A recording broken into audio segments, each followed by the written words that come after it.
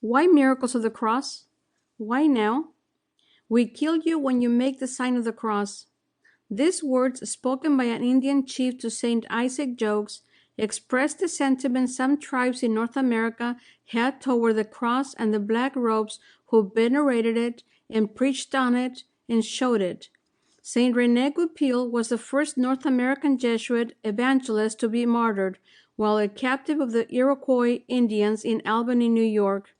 One day, as he was walking back to the camp from a work detail, he passed a young Indian boy and made the sign of the cross on his head. The boy's grandfather, an Iroquois chief, became furious and had René Goupil ambushed and tomahawked. He was killed instantly. He was a martyr of the cross. In a major renovation of a Catholic church in an upscale community in Minnesota, the crucifix was taken down from the main altar to be replaced by decorative silver and gold bars. And yet, over $1 million was spent on an organ around which the choir stood in all their regalia, the focus of attention, while the cross was relegated to those silver and gold bars in an inconspicuous position. The reason given for this was that the crucified Christ had no place in our modern church. People didn't want to remember him as the crucified Christ, but the risen Christ, not the bruised, bloody Christ on the cross, but the spanky clean, risen Christ. They were an Alleluia people, not a crucifixion people.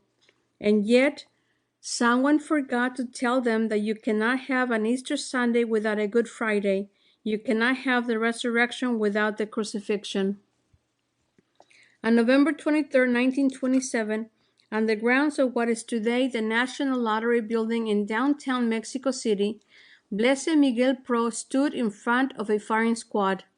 He held both arms out in the form of a cross, with the crucifix he was giving on the day of his ordination in his right hand, and a rosary he received at the shrine of Our Lady of Lourdes in his left.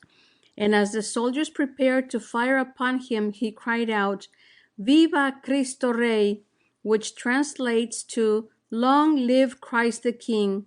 With that, the soldiers fired an overabundance of bullets into his body, but he didn't fall.